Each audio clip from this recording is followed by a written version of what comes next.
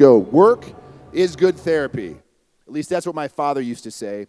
We all have those phrases. You know the things you used to cringe and roll your eyes at when your parents said them over and over again? My father was the king of those phrases. He was old school and a hippie, one of the toughest guys I knew. In fact, if you took Gunnery Sergeant Hartman from Full Metal Jacket and John Lennon and they had an illegitimate love child together, they would have produced my father. He was the biggest anti-establishment, screw the man, but hey, you better do what I say, not as I do, because I am the man type of guy. He was a mechanic his whole life and worked at Cushman here in town for about 15 years. And like most parents, he screwed me up a little bit, but not too much. Most of the time, he was an example of what to do. However, there were several times he was an example of what not to do. Like on our family fishing trip, or father-son fishing trip, when he forgot to pack soda or water, so I just had to drink beer with my old man all day. Or when I'd work on cars in the garage with him and he gave me my first dip. My mom was pissed both times.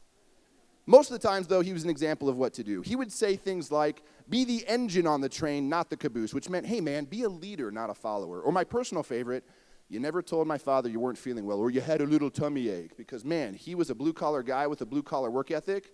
So just like Pharaoh and the Israelites, he'd tell you to make bricks without straw, work even harder before, and say, work is good therapy. So you just learn to suck it up and get stuff done, which is a great skill to have these days. The biggest lessons, however, he taught me were very unintentional. And in the fall of 1996, my father was diagnosed with lung cancer. He was young, hadn't spread, so his prognosis was pretty good. They hit him with a ton of chemo and radiation, and eventually he beat it and went back to work. A couple months later, it came back, so they gave him more chemo, more radiation. And this time, it wasn't so lucky. So about 8 months after he was diagnosed, on August 21st, 1997, we watched my father pass away in a hospital bed in our living room where his favorite recliner used to be. He was only 42 years old.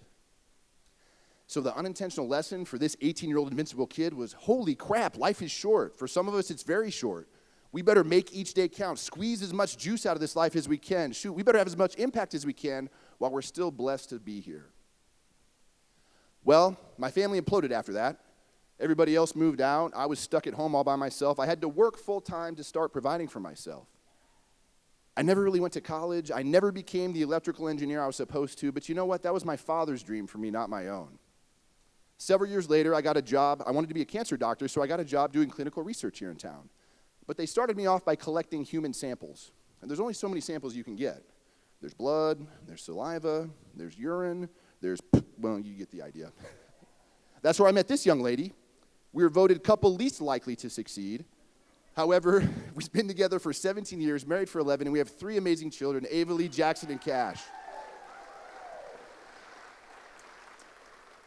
I never was a cancer doctor either. However, I did find a career that for the past 15 years, I'm able to protect families and help them with our awesome money back, not just cancer, but heart, stroke, accident, babies born early, hospital plans.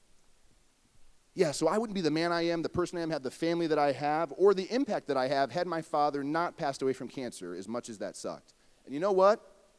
You're damn right I like the life I live, because I went from negative to positive, and it's all good, baby, baby.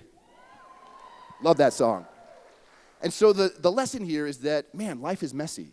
And inside every adversity, every failure, every setback, every lemon that life hands you is the seed of equal and opposite benefit. The thing is, we just have to find it. The even bigger lesson is this, though. I learned more by watching my father and observing who he was rather than listening to his anecdotes and lectures.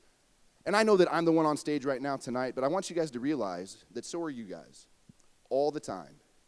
Because there's people, your friends, your family, your children, colleagues, people you don't even know, they're watching you all the time. And who you are screams so loudly that they can't hear what you say either. So ask yourself, what kind of example am I setting? And if you don't like the answer, whose responsibility is it to fix it? That's right, it's your own. If it's meant to be, it's up to me, or in this case, all of us. So be a person that builds others up and is an example of what to do versus what not to do. I feel fortunate that I've learned so many lessons from my father despite his short time here on this earth. You know, the biggest ones were unintentional and realized long after he was gone. But in his memory, I want you guys to remember, be the engine on the train, not the caboose. Work is good therapy. And when life hands you lemons, even in the form of cancer, say, screw the lemonade, and how can I make a margarita? Thank you.